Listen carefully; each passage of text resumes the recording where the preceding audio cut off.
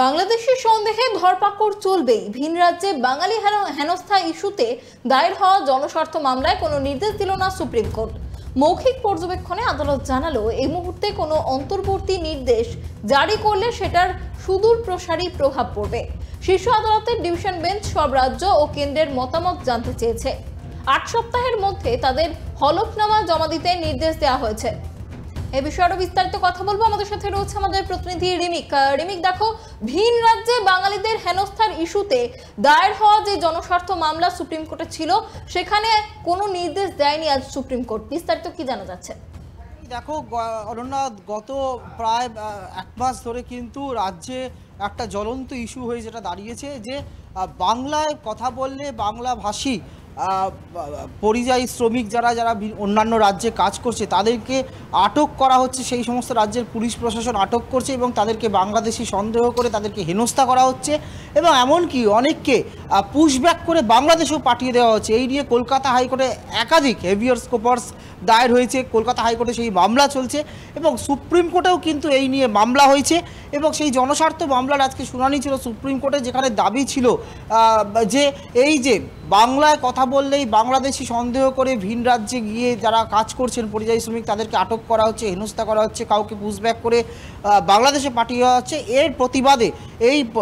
এর প্রতিবাদ জানিয়েই কিন্তু জনস্বার্থ মামলা দায়ের হয়েছিল এবং সেই মামলার শুনানি ছিল আজকে সুপ্রিম কোর্টে। বিচারপতি সূর্যকান্ত এবং বিচারপতি জয়মাল্য বাগচির বেঞ্চে কিন্তু এই মামলার শুনানি ছিল, যেটা আবেদন ছিল মামলাকারীদের যে এই হেনস্থা বন্ধ হোক। এই বাংলা ভাষায় কথা বললেই বাংলাদেশি সন্দেহ করে যেভাবে হেনস্থা করা হচ্ছে, আটক করা হচ্ছে, পুশব্যাক করে বাংলাদেশে পাঠিয়ে দেওয়া হচ্ছে, সেটা বন্ধ হোক। সেই ক্ষেত্রে কিন্তু আজকে সুপ্রিম কোর্ট কিন্তু কোনো অন্তর্বর্তী নির্দেশ কিন্তু দিল না, কারণ সুপ্রিম কোর্টের পরিষ্কার বক্তব্য যে এই বিষয়ে সুপ্রিম কোর্ট যদি কোনো নির্দেশ দেয় তাহলে যারা বৈধ ভিসা নিয়ে বাংলাদেশ থেকে ভারতবর্ষে আসছেন তাদের ক্ষেত্রে সমস্যা হবে।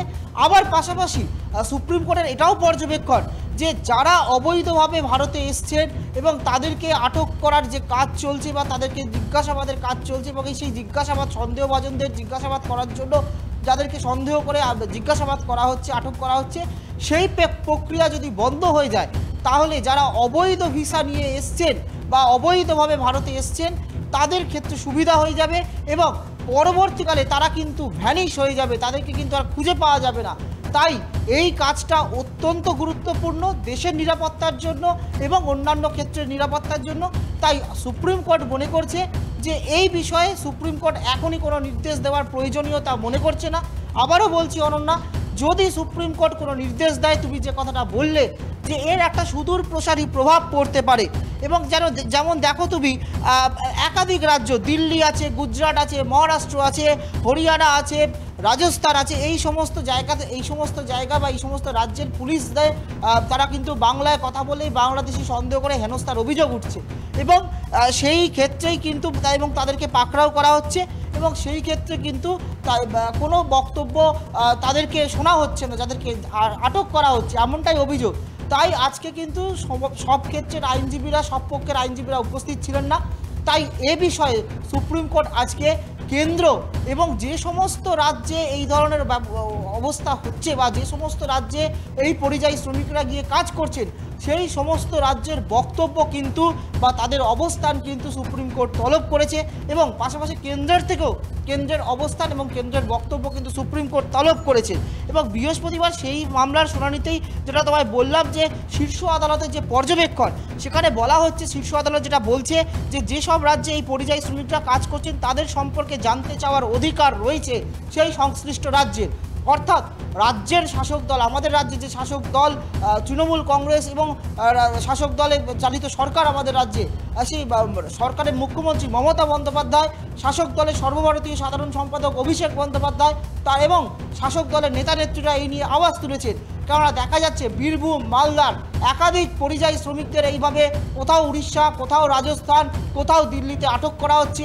অনেকের পরিবার তাদের খোঁজ পাচ্ছে না, এমনও অভিযোগ উঠছে বিএসএফের হাতে সেই তুলে দেওয়া হচ্ছে, তাদেরকে সেই রাজ্যের পুলিশ তুলে দিচ্ছে এবং তাদেরকে বিএসএফ পুশব্যাক করে বাংলাদেশে পাঠিয়ে দিচ্ছে।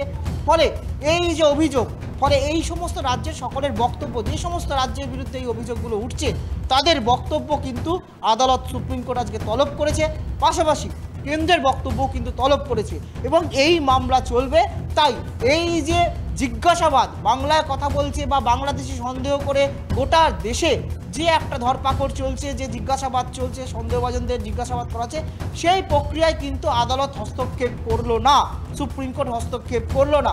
সুপ্রিম কোর্ট জানিয়ে দিল যে এর যেহেতু একটা সুদূর প্রসারী প্রভাব রয়েছে, তাই এখনই এই বিষয়ে সুপ্রিম কোর্ট হস্তক্ষেপ করবে না বা কোনো অন্তর্বর্তী বেশ, নির্দেশ দেবে। অনেক ধন্যবাদ রিমিক আমাদের সঙ্গে থাকার জন্য। আপনাদের আরেকবার জানিয়ে রাখি যে গুরুত্বপূর্ণ খবরের দিকে আমাদের নজর ছিল। ভিন রাজ্যে বাঙালি হেনস্থা ইস্যুতে সুপ্রিম কোর্টে দায়ের হয়েছিল জনস্বার্থ মামলা। সেই মামলায় কোনো নির্দেশ দিল না সুপ্রিম কোর্ট। মৌখিক পর্যবেক্ষণে আদালত জানিয়েছে এই মুহূর্তে কোনো অন্তর্বর্তী নির্দেশ জারি করলে সেটার সুদূর প্রসারী প্রভাব পড়বে। শীর্ষ আদালতের ডিভিশন বেঞ্চ সব রাজ্য ও কেন্দ্রের মতামত জানতে চেয়েছে।